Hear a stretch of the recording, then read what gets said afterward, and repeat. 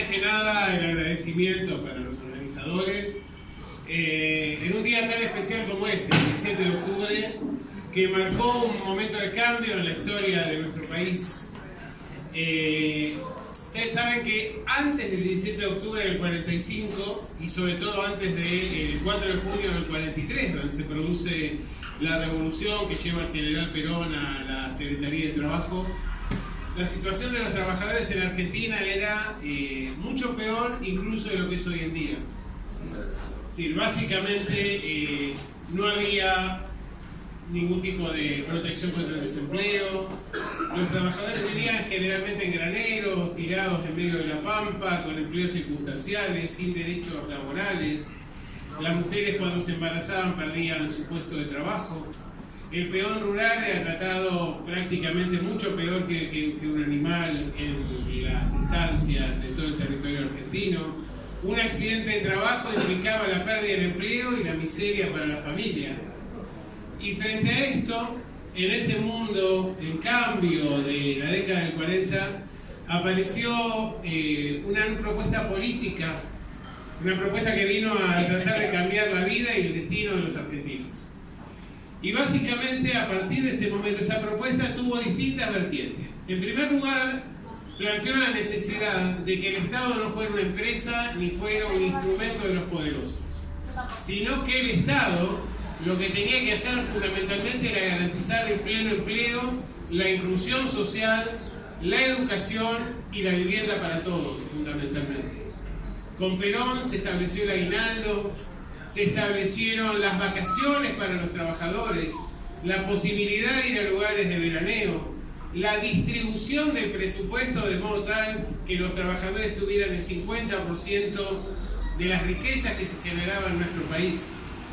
Y fundamentalmente también se desarrolló, se desplegó a través de la mano de la compañera Eva Perón, no solo el sufragio universal, el sufragio para las mujeres, sino también, básicamente a través de la Fundación Evita, se construyeron prácticamente todos los hospitales de nuestro país, se construyeron miles de escuelas, se impulsó la educación técnica.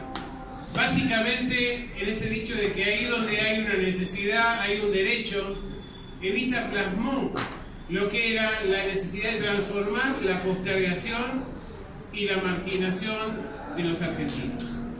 Y evidentemente cuando en el año 55, poco antes de la caída de Perón, Perón dio un discurso en el cual planteó que tenemos que tener mucho cuidado con los nostálgicos del 43.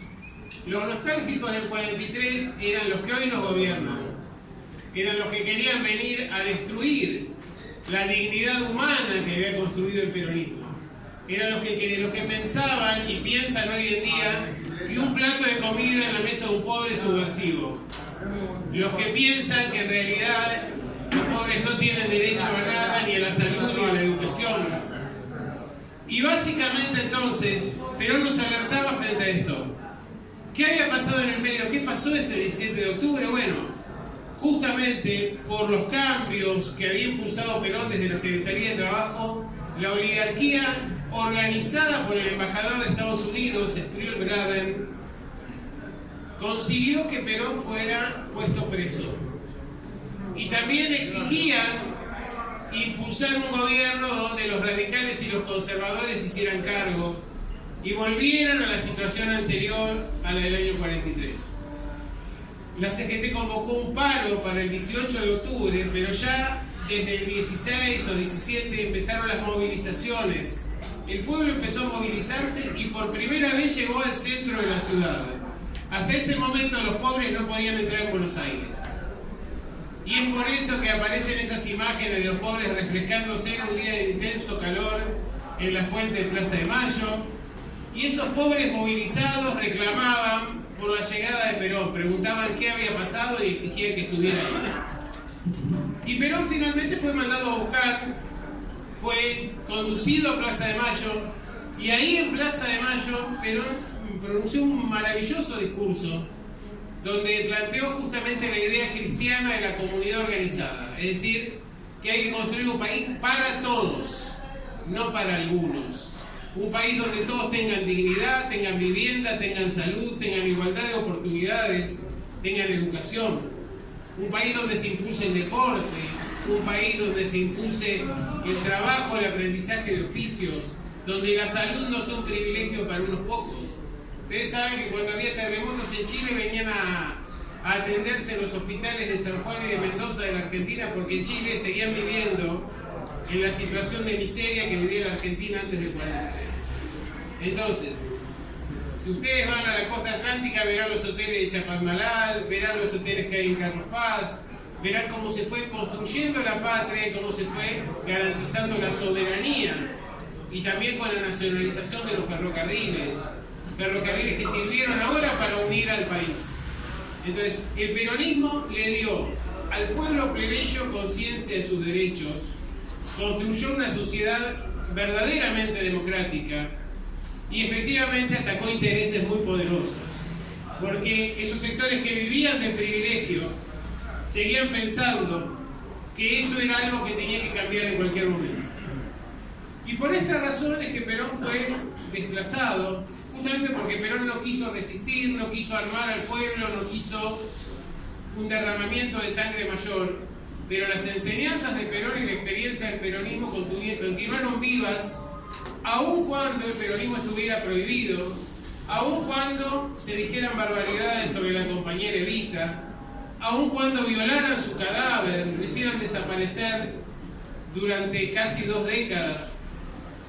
Imagínense esos sectores que se decían educados, esos sectores adinerados de la sociedad, que procedieron a violar un cadáver, a cortarle las manos, a destruirle el rostro.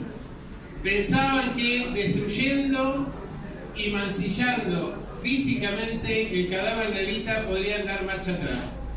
Y Evita cada vez se volvió más fuerte, cada vez se volvió una bandera más importante para los argentinos. Esa bandera, la victoria que había planteado que iba a ser ella.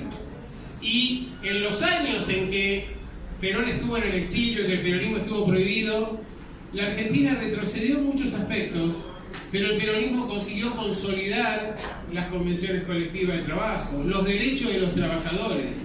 Demostró que el peronismo se había instalado en la sociedad más allá de estar o no en el gobierno. Y así seguimos avanzando durante mucho tiempo. Luego tuvimos que sufrir la muerte del general. Después nos faltó la capacidad de reinventar al peronismo, nos faltó la capacidad de mantener la unidad.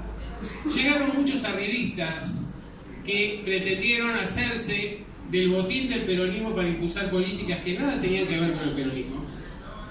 Y hoy, como consecuencia de todo esto, la Argentina está en una situación muy parecida a aquella del año 43, antes de la llegada del Perón, con una deuda enorme, con altísimos niveles de exclusión. Aquí me han dicho de compañeros de comedores de los barrios, donde vemos que no dan abasto como para poder satisfacer las demandas populares.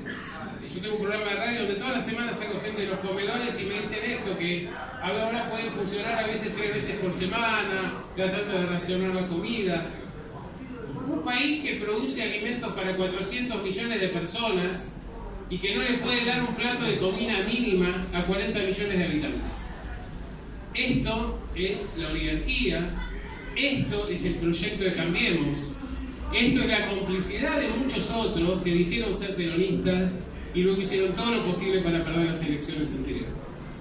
Y ahora tenemos que recuperar el peronismo, tenemos que unificarnos, tenemos que luchar para recuperar aquellos ideales y para construir, encaminar a la Argentina. Y no va a ser fácil porque el piso del que arrancamos es un piso muy bajo, nos dejaron en el subsuelo prácticamente, endeudados, con concentración del capital en muy pocas manos, se adueñaron de la justicia, se adueñaron del poder político.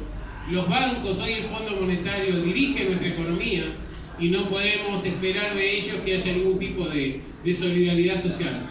Pero en el día de hoy, el 17 de octubre, a lo largo del país, hubo una serie de actos muy importantes, con epicentro en el acto que tuvo lugar en la provincia de Tucumán, fundamentalmente. También hubo actos en Salta, hubo actos en Corrientes, hubo actos aquí en la provincia de Buenos Aires, con una fabulosa participación popular. porque el pueblo está esperando que el gigante dormido, el peronismo, vuelva a despertarse. Y tenemos que hacerlo, pero tenemos que tener mucho cuidado de con quién llevamos adelante este proceso de unidad. Porque como lo dijo Perón, con los buenos solos no alcanzan. El problema es que los buenos son los que tienen que conducir. Entonces, efectivamente estamos tratando de recuperar esto, y en el marco de estas iniciativas hemos construido esta organización, este espacio político que se llama Grupo Político y Social, con la intención de tratar de impulsar la unidad, de difundir ideas, de convocar a los compañeros, que son los referentes naturales, aquellos que trabajan en el territorio, que conocen el sufrimiento de los demás, y básicamente para impulsar la renovación, para impulsar básicamente un cambio, para ponerle un límite a este gobierno, para tratar de transformar las cosas lo antes posible y para conducirnos a una victoria electoral el año próximo, porque, como decía aquella canción, los días más felices siempre fueron peronistas. ¿Cómo, compañeros? Siempre fueron peronistas. Siempre fueron peronistas. Y los días más felices fueron los días cuando uno puede organizarse, hay que cantar la marcha sin sentir vergüenza y hay que reconocerse como peronista de Perón y Evita para llevar adelante a la victoria a nuestro pueblo y a torcer el rumbo terrible que ha adquirido el proceso político en nuestro país. Muchas gracias, compañeros.